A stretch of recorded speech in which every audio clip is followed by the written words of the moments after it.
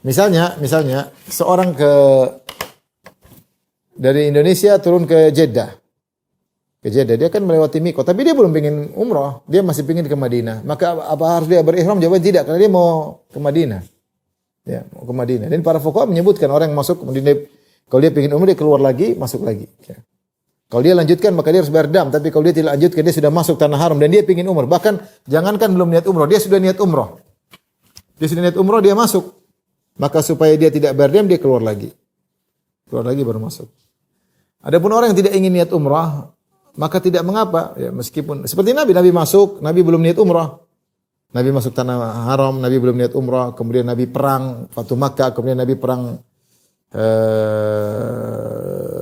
Hunain, kemudian Nabi perang Ghazwat Taif. Setelah perang Taif Rasulullah kumpulkan ghanimah di Ju'rana, Rasulullah ke Ju'rana, Rasulullah dan itu tanah halal, Rasulullah umrah dari situ. Ya, padahal Rasulullah tadi sudah masuk tanah haram, tapi memang belum niat untuk umrah. Nah sama dengan kita, misalnya kita turun di Jeddah sudah lewat Yalamlam, tapi kita langsung ke Madinah, maka tidak mengapa. Seperti orang masuk Jeddah terus ke Madinah. Atau seorang pengen ke Turki, dia mampir ke Jeddah, transit, terus pas itu ke Turki. Ya kita jangan bilang kau harus berihram, ke Turki pakai ihram ngapain? Dia ke Jeddah, kemudian ke Turki. Ketika balik dari Turki, pingin masuk tanah haram kedua kali dalam rangka langsung umrah. Nah, saat itu dia baru harus berihram.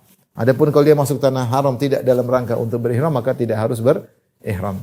Tidak dalam masuk tanah haram tidak niat untuk berumrah, maka tidak harus berihram. Sebagaimana Nabi SAW masuk di Mekah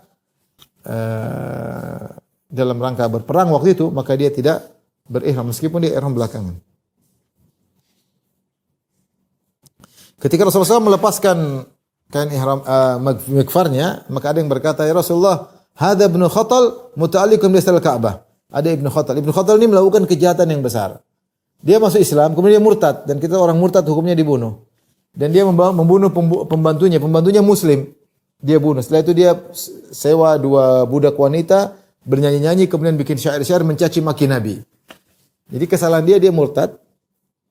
Kemudian dia membuat, dan kita tahu dahulu bahwasanya di antara alat medsos yang paling kuat di zaman itu adalah syair. Maka dia sewa 2 wanita budak untuk menghina-hina Rasulullah. Maka ketika Rasulullah dikatakan bahwasanya dia sudah berlindung di Astarul Ka'bah, pingin selamat, kata Rasulullah tetap bunuh karena dia melakukan kesalahan yang berat. Di antaranya dia telah murtad. Baik, sampai situ saja. Insyaallah kita bertemu di kesempatan yang lain. Bismillahirrahmanirrahim. Wabillahi taufiq. Assalamualaikum warahmatullahi wabarakatuh.